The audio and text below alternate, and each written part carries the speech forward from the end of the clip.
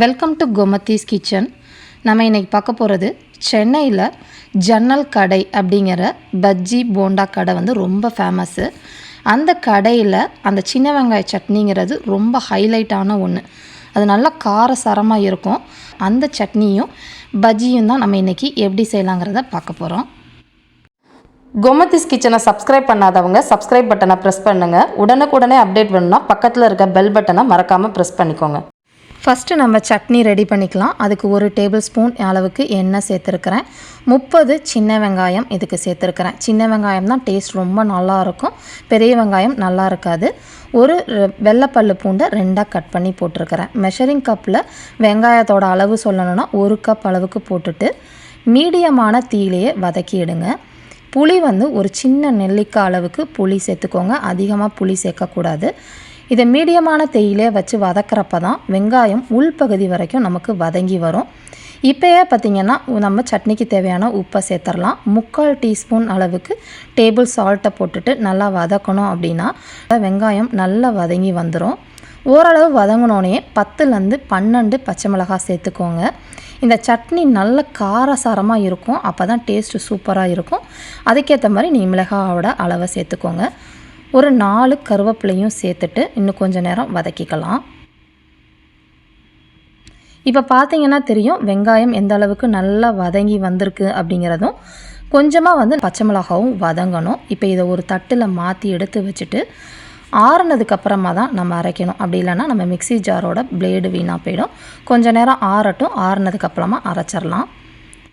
இப்போ நான் இதை வந்து மிக்ஸி ஜாருக்கு மாற்றிட்டேன். மாற்றினதில் இதில் பார்த்தீங்கன்னா ஒரு 1/4 கப் அளவுக்கு பொட்டுக்கடலை, உடச்ச கடலை நீங்கள் சேர்த்துக்கணும். சேர்த்துட்டு தண்ணி எதுவுமே ஊற்றாமல் நல்லா இந்த வெங்காயத்தில் இருக்கிற ஈரப்பதத்திலே இந்த அளவுக்கு தொகையல் மாதிரி அரைச்சி ரெடி பண்ணிக்கணும். இப்போ நம்மளோட பஜ்ஜியோட சட்னி ரெடி ஆகிடுச்சு. இதுக்கு தாளிப்பு எதுவும் கொடுக்க மாட்டாங்க. நீங்கள் வந்து இட்லி தோசைக்கு சாப்பிட்றீங்கன்னா தாளிப்பு கொடுத்துக்கலாம். இப்போ நம்ம பஜ்ஜி செய்ய ஆரம்பிச்சிடலாம். அதுக்கு 1 கப் அளவுள்ள கடலை மாவு சேர்த்துக்கோங்க. 1/4 கப் அளவுக்கு அரிசி மாவு, 1 டீஸ்பூன் அளவுக்கு டேபிள் சால்ட் சேர்த்துக்கலாம்.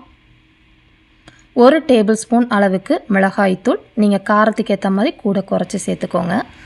1/8 டீஸ்பூன் அளவுக்கு பெருங்காயத்தூள் சேர்த்துருக்கிறேன். 2 சிட்டிகை சோடா உப்பு சேர்த்துக்கோங்க. சப்போஸ் உங்களுக்கு சோடா உப்பு வேணான்னு தோணுச்சுன்னா 1 கரண்டி இட்லி மாவு தோசை மாவு இருந்துச்சுன்னா அதை சேர்த்துக்கோங்க. இது எல்லாத்தையுமே நல்லா கலந்துட்டு அதுக்கப்புறமா 3/4 கப் அளவுக்கு நமக்கு தண்ணி தேவைப்படும்.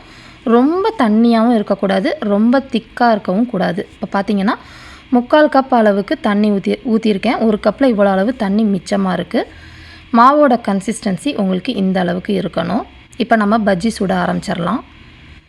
எண்ணெய் சூடாயிடுச்சா அப்படின்னு பார்க்குறதுக்கு பிகினர்ஸ்க்கு கொஞ்சமாக போட்டிங்கன்னா உடனே இந்த மாதிரி எழும்பி வரணும். இப்போ நமக்கு எண்ணெய் பதமாக இருக்குதுன்னு அர்த்தம். இப்போ நீங்கள் வந்து பஜ்ஜியை மிளகாவை நல்லா தோச்சி எடுத்து அதில் போட்டுடலாம். இதே மாவு தான் நீங்கள் வாழைக்காய் பஜ்ஜி, உருளைக்கிழங்கு பஜ்ஜி, வெங்காய பஜ்ஜி எல்லாத்துக்குமே வந்து இதே மாவு. நீங்கள் எந்த இது பிடிக்குமோ அதை நீங்கள் தோச்சி எடுத்து போட்டு வேக வைக்கலாம். கொஞ்சம் மீடியமான தீயிலே வேக வச்சிங்கன்னா உள்ள வரைக்கும் நம்ம காய் வரைக்கும் நல்லா வெந்து வரும். அதிகமான தீயில் வச்சிங்கன்னா உள்ள காய் வேகாது. இப்போ பார்த்திங்கன்னா நல்லா செவந்து வெந்து வந்துருச்சு. இதை ஒரு டிஷ்யூ பேப்பரில் வச்சுக்கிட்டிங்கன்னா எக்ஸ்ட்ரா இருக்கிற எண்ணெயெல்லாம் நல்லா உறிஞ்சிடும். நம்ம ஜன்னல் கடை ரொம்ப ஸ்பெஷலான ஃபுட்டு.